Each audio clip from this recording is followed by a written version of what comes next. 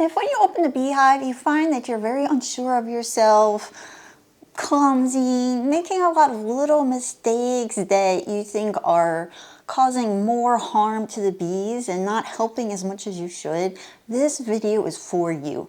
This was how I felt my first couple years as a beekeeper. We're going to start from before you even open the beehive. Two of the things that you should be doing when opening a hive, starting with the springtime, so you can cut back on all of those little mistakes and hopefully prevent problems from happening later on down the road. Before we go outside to get started, I wanted to let you know that I have a free guide for you to download. Link is in the video description, and it has my inspection sheet that I use to help me go through a beehive, a chart to help you understand how you keep bees through the seasons and the different tasks you do, and a cheat sheet for your identification of what you're looking at when you open up a beehive. Tip number one is lighting that smoker, because you don't want to have to stop in the middle of checking a hive to go relight your smoker. So take the time to light it properly so that it is fully lit and stays lit while you're checking your bees. Let me show you. All right, I'm out here, 26 degrees out and windy, but I love you this much that I am making this video for you. Now, when lighting a smoker, it helps to have two different kinds of kindling. The stuff that lights quickly and easily, like egg cartons or dryer lint, and then to have the stuff that burns a little bit slower, like bark of a tree, which is what I used in Hawaii. But here we have lots of pine trees on our property, so pine needles also work really well. Now, when lighting your smoker, you want to get a good fire going, and key to fire is oxygen. So first, whatever kindling you have, make sure it's dry. You leave it out in the sun, in the greenhouse, it's not moldy, and you want to light it. I'm going to continue to add air to it, and you'll see some smoke coming up and a little bit of flames. And that's when you can add some more. Fill it to get your flames catching on to the next round of pine needles you added.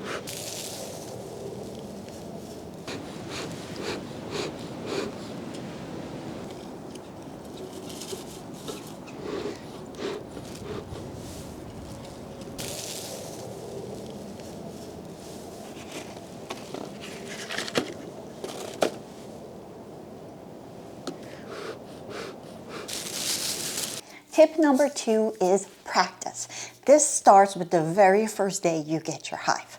Every time you inspect your bees, you want to work on practicing your skills. That would be queen spotting skills, egg spotting skills. You want to train your eyes and your ears. How are the bees buzzing? How does that change when they are ready for you to close up the hive and it's been open for a while? What does the laying pattern look like? How many bees are on the frames? And how does this change over the course of the seasons? You don't have to worry about memorizing this, taking pictures. This is just taking note when you're looking at a frame, what you're looking at, and not being so concerned about fixing things, but also just observing.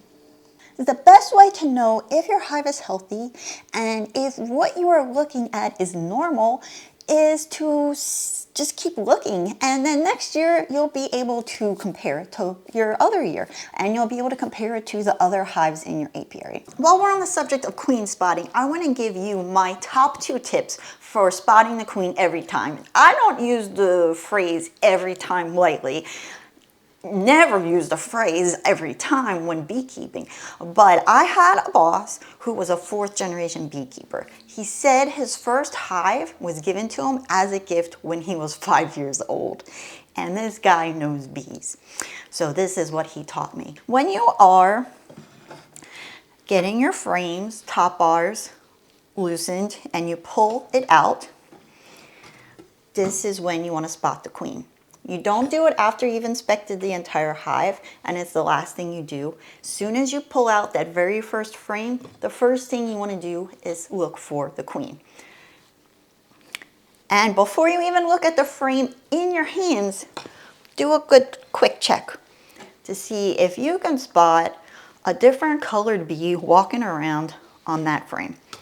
Quick check, no, look at your frame. Count to 5. 1, 2, 3, 4, 5. Don't see the queen?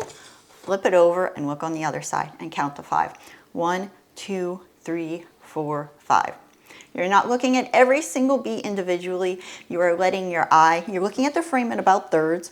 You're letting your eye gravitate towards a bee that's walking a little bit differently, that maybe has a cluster of bees around her, or that just looks a little bit different than the rest of the bees. The reason for this is because the queen bee can be very skittish. She does not leave the hive after that initial mating flight she went on when she was just a week old. It is very common for the queen bee to be standing right around here and to quickly walk to the other side of the frame while you're taking your time looking at this frame. You turn it to this side and she is now on the other side. So you want to look for her as soon as you pull the frame out of the hive and she doesn't fully know what's going on and have a chance to run away.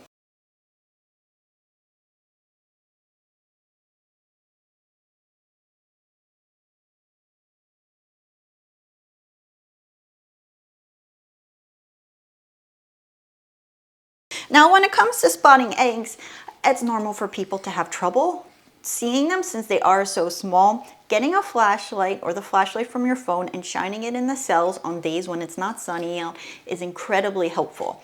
Using foundation that is black will help the eggs stand out a lot more than the yellow foundation. It's pretty common if you buy a beekeeping kit for the brood foundation to be black anyway. But here's a tip to spotting eggs. The queen is not running around laying an egg randomly throughout the hive. Finding an egg is not like a hidden picture where it could be anywhere. She is very strategic so that she is not missing cells. She will start laying in one cell and go in a spiral pattern and lay in each subsequent cell until she has taken up the frame. Now knowing that, what you're going to do is look at your frame that has brood, which is the developing bees that have not hatched yet, and you are going to see eggs, what the queen just laid, and then you have larvae, which are little white worms, and they start out very, very small, very hard to notice, harder to spot than an egg. Then the larvae get bigger and bigger and bigger, then the bees put a capping over that cell and they pupate. So if you are seeing a lot of capped cells, keep moving down the frame until you see the white worms. You're going to start to see white worms that are very large. And then you should keep moving over the frame until you see white worms that get smaller and smaller. If you're looking at a frame and it's all capped cells, or some capped cells and some large white worms, flip it over or go to the next frame and look for small worms. Once you've found small worms, then keep looking until it looks like the cells are empty. And that's where you are going to be finding the eggs and the small larvae. You don't want to keep these frames outside the hive or in direct sunlight for too long. So spend a little bit of time looking, put it right back inside the hive. I know you don't want to bother your bees too much, but it is important to practice this. So don't keep your inspections long, but make it a point to open up your hives every single week. The first week you get them, give them some time. Leave them alone until the queen has been released from her cage and there is some comb. But once there is some comb, you want to start opening your hive every single week and get used to keeping bees. Now let's talk about preventing problems. A big problem that happens often in the late summer when there's not a lot of flowers blooming and it gets pretty dry out is robbing. Robbing is the act of honeybees and wasps stealing from each other. Excessive robbing can cause the hive to collapse, and it also allows for the transfer of varroa mites. So you have a beehive with a high mite level. All these bees come to your hives to steal food from them, and these varroa mites are jumping off the backs of those bees onto your bees, and now you have a high varroa mite count again. So what we want to do is discourage robbing and prevent it from the very start when you get your bees. A big one I just mentioned, and that is keeping your inspections short. 20 minutes tops, especially when your hives are small. When you take the lid off of that box, the smell of honey, it's lovely. I love the smell of honey when I walk to a beehive on those warm days, but it is going to attract pollinators from all over. So keep your hive's inspections short. The next thing is that you need to keep in mind that bees want their hive to be secret. That's one reason why they are high up in the cavities of trees, because they do not want to be robbed. Now, this you don't have to do, but if you can, try to space your beehives out as opposed to putting them all together in one tight cluster, because it's not just your neighbor's bees that are going to try to steal honey from your hives, but beehive letter A might be trying to steal from beehive letter B that's right next door. Another big one is to not leave the scent of honey, beeswax, or propolis outside the hive, because it will make it much easier for these pollinators to pick up on. So if you are done using a frame or a box and it was on a beehive, do not leave it outside near your beehives. If you have propolis, beeswax, honey stuck to your hive tool or fell off your frame, make sure you have a little container to scrape all those things into. Guys, I've seen lots of people just scrape it on the side of the box, scrape it on the fence next to them, and this is going to attract all kinds of robbers to your hive. Maybe robbing isn't happening now, but they will remember it, and they will come back during robbing season. Feeding. There are lots of different style of feeders. You want to avoid the feeder that feeds bees at the entrance and feeders that are outside. You do not want to have any kind of feed that's going to attract pollinators to the area that your beehives are. Now, there are feeders like this one that go at the top of the beehive, and then you put a box around it. These are better to feed your bees because it won't attract pollinators from the neighborhood. But in a time of dearth, which is what we call the time of year when there are very few flowers blooming, and so often when bees will rob from each other, even a feeder way up inside the beehive will encourage robbing. And this is not just because it's syrup, but often bees are adding things like an amino boost, a honey bee healthy, all of those essential oils. And what that does with all of those smells is it encourages the bees to your feed. But it's going to be encouraging all of the bees to your feed. So it is common to want to feed your bees when you know there's a lack of food for them to forage, but do not if you were starting to see robbing. Signs of robbing are the bees are very aggressive, trying to sting you, flying at you. You will see bees trying to sting each other at the entrance and on the top of your beehive. And so those are signs of robbing. You will see maybe wasps coming to your hive. Take all of the feed away. If you really want to, try feeding them a very good distance away and see how that goes. This is an entrance reducer, and you would put this at the entrance of the beehive to make the entrance smaller. You have one that makes the entrance about 30% of what it normally is, and this one is just a teeny little entrance and makes the entrance about 1.5 inches long. Entrance reducers can help quite a bit to bring down robbing. It makes it a lot easier for your bees to defend the hive. And even when you first get your bees and you're not seeing signs of robbing, it is good to reduce the entrance to about the one that's a little bit larger, just because the hive is small and there aren't a lot of bees to guard the hive. So why not keep it small and make it easier for them? And finally, a great way to prevent robbing is to have as much food as possible for your bees. One of the easiest ways to do this is to just not mow your lawn and to let all of the little clover and other wildflowers pop up. But you can also plant flowers that are native to your area and plant flowers that are nectar producing and bloom in the late summer and early fall, the common times when there is a lack of food and lots of robbing going on. Don't stop with your yard. Move on to your friends, family, church, office space, school, wherever, and promote growing flowers instead of grass. And I put together an online course that takes you through all of the tasks as a beekeeper, from getting started to caring for them, keeping them healthy through the seasons, and includes mentorship where we can talk about the problems you are experiencing unique to your hive. You can sign up for the first month for free, and after that it's just $19 a month. The link to that course is in the video description. Next, let's move on to queen troubles. There's a few things that can happen to your queen bee over the course of the year. The main one being that either she takes off because the bees swarm, or you accidentally squish her while inspecting your hive. Either way, a quick fix is to buy another queen, hopefully locally, that you can put in the hive. Now, the queen doesn't just get thrown in the hive or the bees will kill her, so she is put in a cage and introduced to the hive.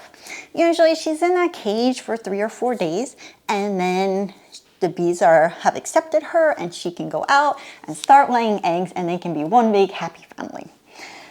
Unfortunately, it doesn't always go this way, and trouble happens. The biggest thing I've seen happen with students and in my own bee yard is that the queen goes missing. AKA, you open the hive, she is out of the cage, it is empty, and nowhere to be found. So let me save you 50 bucks and the life of your queen. If you introduce a queen in a cage to your hive, she is going to come in a cage that has a cork on either end. One end, though, is also going to have a cork after that that is made of candy, and it's going to be this little white cork. What you'll hear beekeepers saying is, find the end of the cage with the candy cork next to the regular cork. You take out the regular cork, put the queen in the hive. It takes the bees a few days to eat that candy cork, and then she will be able to escape. By then, the bees should be used to her pheromones and they will not try to kill her. You open the hive up, 4 days later, voila, everybody's happy, nothing needs to be done. But sometimes the bees eat that candy cork faster than you want them to. She gets out and they kill her. So, doing it that way, letting the bees release the queen by eating through the candy cork, is what I saw working at a commercial apiary. They had thousands of hives. They went to a yard with 100 hives. And it was just one person, at one point that was me, killing the queens, opening up a hive, finding the queen, pinching her, which means killing her. And then there would be someone coming back behind me and they would just be pulling off the lid, throwing a caged queen in. And then we would move on to the next yard and do it for another yard. I hated it. This was not fun. I had nightmares after doing this. It was something that they did every single November. Now, when you have thousands of hives and just a handful of people managing them, that's the way you have to do it. But as a hobby beekeeper, you have the time to manually do this to make sure that every single queen is accepted. To ensure this, what you do is you do not take any corks out. You put the queen in her cage with all the corks inside the beehive. After 3 days, you open up the hive and you look to see how the bees are reacting to their queen. If you take a blade of grass or lightly blow on the cage or even just give it a good shake, the bees will leave the cage. But if they have not accepted her, they will come back at that cage like there is a magnet in them and a magnet in that cage, and they will just be like, zzz. If the queen has been accepted, bees will come back to the cage, but they will just like land on the cage. And a really telltale sign that they've accepted her is that you will see their proboscis, which is kind of like a tongue. It's like a tube within a tube that they use to slurp up nectar. You will see them trying to feed her. These are signs that they've accepted her. If they've accepted her, then you open up the cage. An easy way to do it is to actually just pull up the screen a little bit, or you can take a screw and pull out the cork, hold it way deep down into the beehive, wait for her to walk out, and then close the hive up as fast as you can. You have that frame ready that's supposed to go in that spot. Put the frame in, close the lid up, because she hasn't been laying eggs in a while, and it is possible for her to fly out. It's happened to me before. You don't want that to happen. So keep the cage way deep down in the hive, under some frames, and then close it up as fast as you can. If you're still a little worried, after you take the cork out, you can put a teeny tiny little bit of marshmallow. Don't shove a whole big piece in.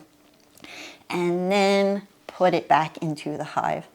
Now, once I had a hive that would not accept the queen. She was in that cage for a good week and they were still very aggressive. I thought, it's been a week. Maybe they just seem aggressive, but I'm sure it'll be fine. I let her out, and before I close up the hive, I see them balling her. And balling is when the worker bees it's the act of killing their queen. They will produce heat, they will bite at her, and they essentially cook her and suffocate her till she dies. So what I did was I scooped her up and put her back in the cage. And if you are unsure if the bees have officially accepted the queen or not, a way to make sure that they don't try to kill her like my bees did in this situation was to get a spray bottle and put sugar syrup in it, the same kind of syrup you would be feeding your bees in the springtime. And you also want to add a supplement. I use Honey Bee Healthy, any supplement that has essential oils in it, because what happens is that you spray down both sides of all of the frames of brood in your hive with this, and this will get rid of any pheromones that are left over from their other queen. And then this hive accepted her, and they did not try to kill her ever again. Now, this topic might seem obvious, but I think it's one of those things that someone has to tell you in order for it to really hit home. And that is, it is easier to keep healthy bees healthy than to fix a hive that is struggling. How you incorporate this into beekeeping is for the easy ones, like wax moth. Do not introduce beekeeping equipment that has wax on it, that's used, that's old, without freezing it or cleaning it thoroughly first. If it can fit in a freezer, freeze it for at least a day, and then put it immediately in the beehive. Don't let it sit out for wax moth to get back on it before you put it in the hive. For small hive beetles, that can be putting traps on your hive if you know that there are beetles in your area. And being proactive to keep the population low, not reactive to a high population you find in the hive. You also don't want to have excessive honey and frames with drawn out honeycomb on your beehive if they don't have any bees on it and the population isn't high. Take those frames without bees on it out and take those empty boxes off. And with nosema, there are supplements you can feed your bees to keep their gut healthy so that they do not develop nosema. It's not foolproof, but it will help. And finally, the varroa mite. There are treatments to lower your varroa mite levels. So if you are in your first year or so of beekeeping and you are not confident in doing a mite test and making sure you do not get that queen bee in a mite test, put in treatments until you are able to confidently say, these hives were tested and had a mite level of 2 or less month after month and do not need a treatment. Even if your hives do not have a high mite level, I still strongly recommend treating all of your hives during one particular time of year. This is the late summer, and that is when the queen bee is laying eggs for those winter bees. The winter bees are the bees that will be taking your hive through the winter. They cannot have varroa mites laying their eggs in with them while they are pupating and growing, transferring viruses, weakening their immune system, maybe making them so weak that they can't even hatch. They need to be as healthy as possible so that they can properly cluster up, produce warmth, and keep the hive going for months through the winter. If there is no other time you put a treatment in your hive, I really recommend doing it in the late summer after you harvest your honey so that the hive has low mite levels for those winter bees. Let me save you a little bit of aggravation and talk really quickly about bee space. Bee space is 3/8 of an inch and what allows the beekeeper to be able to remove top bars or frames out of their hive easily without breaking comb and causing a mess. When you have more than the bee space in your hive, that's when bees build cross comb, burr comb. They will build comb off of the foundation. They will connect it to the sides of the boxes. They will connect your box to the box below. To prevent this from happening and causing big headaches and messes in your hive, you want there to be 3/8 of an inch or less between your frames. It's very easy to do. That means you want 10 frames in a 10 frame box, 8 frames in an 8 frame box. If you have a top bar hive and you are creating it, make sure that your bars are the proper width so that they are not connecting the bars together, because I had such a big mess in my top bar hive. I just never even inspected the brood for months because I couldn't. The other thing you want to do is make sure your hive is level. The only exception to this is that if you're in an area that's very rainy, what you would want to do is elevate the back part of your beehive just a few degrees so that if any water does pull up on your bottom board, it comes out of the front entrance. Next, let's talk about ways to make beekeeping easier for you so that you want to keep bees. There's the suit. It gets hot. In the summertime, wearing the suit and the gloves and the veil. So get a suit that is ventilated, because you can always wear a long sleeve shirt and long pants underneath, but in the summertime you have the option to wear lighter clothing on. And as you get more comfortable with your bees, if you find that they are not very aggressive, start working without gloves on, because it gets really hot with wearing leather gloves that come up to your elbow. And it also makes beekeeping more enjoyable when you just have this level of trust between you and the bees. You work calmly and slowly, and you acknowledge if you make a big mistake and squish a bee or do something to cause trouble, you might get stung. So they have something to lose and you have something to lose. Then there's on to the matter of weight. I had a beehive that was a flow hive. I had just one, and it was the original one. I don't know if they're different now. I think they come in like 6 frame boxes, but that one, the full of super, was a deep box full of frames of honey. I never wanted to open this beehive. And you know what? I was in my mid-30s. I was in good shape. I paddled for a canoe club 3 days a week. We did 10-mile paddles. I wasn't, like laying around watching TV all day. And I hated picking that box up. It was so heavy. It was like upwards of 70 pounds, I believe. Don't quote me on that, but I think so. It was really heavy. So here's the thing. You have 3 different depth boxes for a Langstroth style hive: a deep, a medium, and a shallow. That deep is usually the first 2 boxes of the beehive, and it is where the brood is, where the queen is laying. And then up above that, we call them honey supers, and those are either medium or shallow, depending on your preference. The standard is a medium, and the shallow is like 10 pounds less. It's just an inch shorter, and that goes above the brood. So you pull your shallow boxes off. They're weighing 35, 45 pounds when totally full, and you want to access your brood. Your brood is 2 deep boxes, is what most people do. Now that first deep box isn't so much a problem because it's mostly developing bees, not much honey, and you rarely have to pick it up. It's just sitting on a bottom board. So unless you need to check the bottom board, it stays as is. But that second box on the beehive is also a deep. And that second box is kind of this wild card box, I like to call it. Sometimes the queen lays all over in this box, and you have 2 boxes full of brood. It's often where I'll find the drones, and it's where a lot of people will put the drone comb. Some beehives have very little brood in this box, and it's mostly honey. Most of the time I have found it's about 50-50. Handful of brood and a handful of honey.